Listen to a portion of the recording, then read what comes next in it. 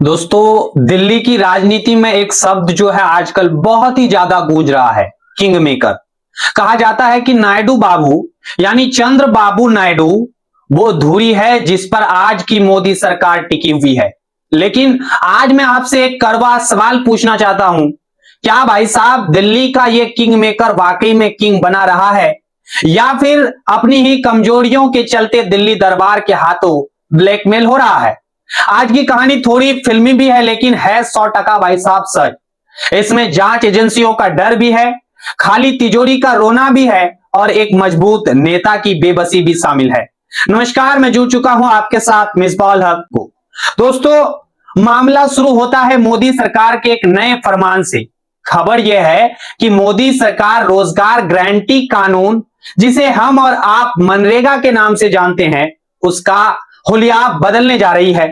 मोदी जी भाई साहब चाहते हैं कि इसका नाम भी बदले, काम भी बदले, और सबसे बड़ी बात, खर्चा भी इसका बांट दें। मोदी जी का प्लान है कि इस योजना का अब भाई साहब 40% खर्चा राज्य सरकार अपनी जेब से देंगे। अब यहीं पर नायडू बाबू का पेच फंसता हुआ नजर आ रहा है। जैसे ही यह बिल आया, नायडू बाबू के खेमे में हरकंप मच गया। नायडू बाबू, जो वैसे तो एनडीए के सीनियर लीडर है, वो सीधे तौर पर तो कैमरा पर आकर मोदी जी से लड़ नहीं सकते थे, लेकिन उन्होंने दिल्ली दरबार में फोन करवाए हैं, गुजरात लॉबी को मैसेज भिजवाया कि साहब हम इसके लिए तैयार नहीं है, हम पर रहम फरमाइए, करम फरमाइए। जब बात नहीं बनी, तब जाके नायडू बाबू ने अपने सबसे भरोसेमंद सीपो सलाहकार को आगे किया है। उन्होंने वित्त मंत्री, भाई साहब उनके जो वित्त मंत्री है पी केशव, बिल पास होने से ठीक पहले केशव साहब ने इंडियन एक्सप्रेस और मीडियाओं को एक इंटरव्यू दिया और उसमें अपना दुखड़ा रो दिया है। उन्होंने साफ कहा, भाई यह जो कानून मोदी जी ला रहे हैं, इससे तो राज्य सरकार का कचूमर निकल जाएगा। आंध्र प्रदेश की तिजोरी पहले से ही खाली है, हमारे सिर पर 4 लाख करोड़ से ज्यादा का कर्जा है, मतलब आंध्र प्रदेश के ऊपर। ऐसे में अगर हमें अपनी जेब से करोड़ों रुपए रोजगार गारंटी के लिए देने पड़े, तो हमारा भाई साहब दिवाला पीट जाएगा। नायडू बाबू के आईएएस अफसर ने, बाबू लोगों ने भी हाथ खड़े कर दिए थे कि इट्स नॉट पॉसिबल सर। लेकिन दोस्तों, दिल्ली में बैठे गुजरात लॉबी का काम करने का तरीका ही अलग है। एक तरफ नायडू बाबू की ना थी और दूसरी तरफ मोदी शाह का जो जिद अड़ा हुआ था। मोदी जी एक तीर से 2 शिकार करना चाह रहे थे। एक तो भाई साहब कांग्रेस की पुरानी योजना का नाम मिटाना, और दूसरा केंद्र का पैसा बचाकर राज्यों की जेब ढीली करवाना। मुझे किसी ने यह बताया कि दिल्ली से अमरावती फिर फोन गया भाई, और जब दिल्ली से फोन जाता है तो उसमें सिर्फ अनुरोध नहीं होता, उसमें इशारा होता है। नायडू बाबू ने बहुत समझाने की कोशिश की, अमित शाह तब तक बात पहुंची, लेकिन नतीजा वही रहा, ढाक के 3 पात। बाबू नायडू जो बाबू को झुकना पड़ा है।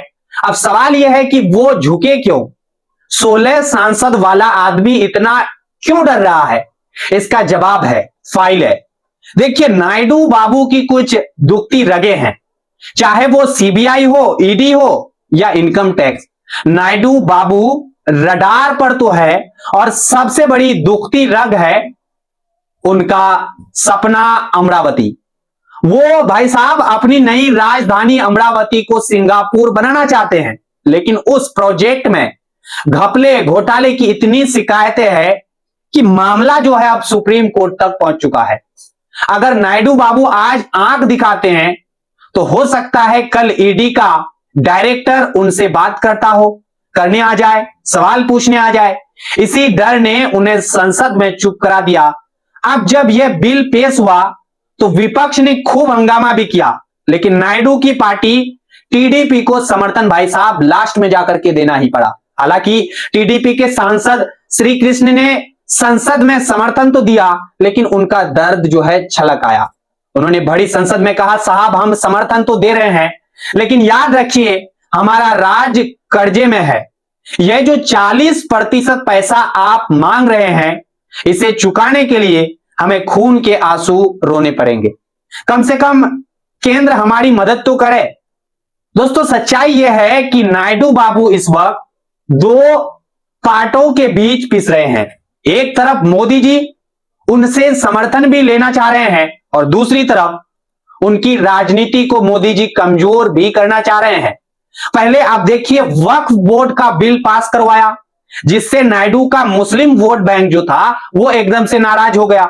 और दूसरी तरफ याद रखिए, मोदी जी बड़ी चालाकी से नायडू के जानी दुश्मन यानी कि जगत मोहन रेड्डी को भी भाई साहब ऑक्सीजन दे रहे हैं, उन्हें भी सपोर्ट कर रहे हैं। इस पूरी सियासी खेल को मैंने आज दो खास लोगों की बातों से समझा है। मैं आपके सामने भी इन दो लोगों का बातों को रखना मुनासिब समझूंगा। पहले वो लोग है, वो आदमी है राजशेखर राव साहब। इनका मैंने इंटरव्यू देखा भाई साहब। ये अंधेरा प्रदेश से जो है आते हैं और नायडू बाबू के पड़ोसी भी है। इनका घर उनके घर से कुछ ही दूरी पर है। राव साहब ने जो बताया वो चौंकाने वाला था। उन्होंने कहा नायडू बाबू खफा नहीं है, वो गुस्से में है, लेकिन वो कुछ कर नहीं सकते क्योंकि अमरावती को लेकर सुप्रीम कोर्ट में 800 से ज्यादा अर्जी पेंडिंग है। जैसे ही नायडू बाबू अपना मुंह को खोलेंगे, एकदम से मोदी सरकार की ये जो है, मोदी सरकार जो अपने ईडी के द्वारा इनके काली चिट्ठा यानी फाइलों को खोल देंगे। राव साहब ने बड़ी अच्छी मिसालें दी। उन्होंने कहा नायडू बाबू की हालात प्रेशर कुकर जैसी है। मोदी जी ने नीचे आंच जला रखी है और ऊपर से सीटी बजने नहीं दे रहे हैं। अगर ये दाव बढ़ता है या दबाव बढ़ जाता रहा है तो कुकर भाई साहब फट सकता है। यानी कि नायडू इंतजार कर रहे हैं, जिस दिन नायडू जी को मौका मिलेगा वो आर पार का फैसला भाई साहब लेते हुए आप सभी को नजर आएंगे। दूसरी एक्सपर्ट वरिष्ठ पत्रकार उमाकांत लखेरा जी का मैंने जो आज इंटरव्यू देखा, उनसे क्या बातें निकल के आ रही है, जो 1996 से नायडू को जानते भी हैं भाई साहब। उनका कहना है कि यह बिल पास तो हो गया, लेकिन असली मुसीबत अब शुरू होगी। जब यह कानून जमीन पर उतरेगा तो जनता सवाल पूछेगी। बिहार और आंध्र प्रदेश में बड़े आंदोलन भी हो सकते हैं, तब नायडू बाबू को जवाब देना भारी पड़ेगा। अभी तो उन्होंने घुटने टेक दिए हैं, लेकिन पब्लिक का प्रेशर आगे जाके भाई साहब उन्हें चैन से बैठने नहीं देंगे। तो दोस्तों, लबोलुआब यह है कि नायडू बाबू अंदर से हिले हुए हैं, परेशान भी है, बेचैनी बहुत ज्यादा है। उनके पास अभी नंबर नहीं है, सिर्फ 16 सांसद है, जिनसे मैं बात करूं तो सरकार नहीं गिर सकती। नीतीश कुमार भी भाई साहब बीमार नजर आ रहे हैं, जो मन में आ रहा है वो बयान दे रहे हैं। बाकी साथी छोटे हैं। नायडू बाबू एक बात करें, नायडू बाबू एक मंजे हुए खिलाड़ी की तरह बस सही वक्त का अब इंतजार ही कर सकते हैं और कर भी रहे हैं। लेकिन बड़ा सवाल यही है, क्या वो सही वक्त आने तक अपनी साख बचा पाएंगे या फिर गुजरात लॉबी के दबाव में अपनी राजनीति का सौदा करते रहेंगे।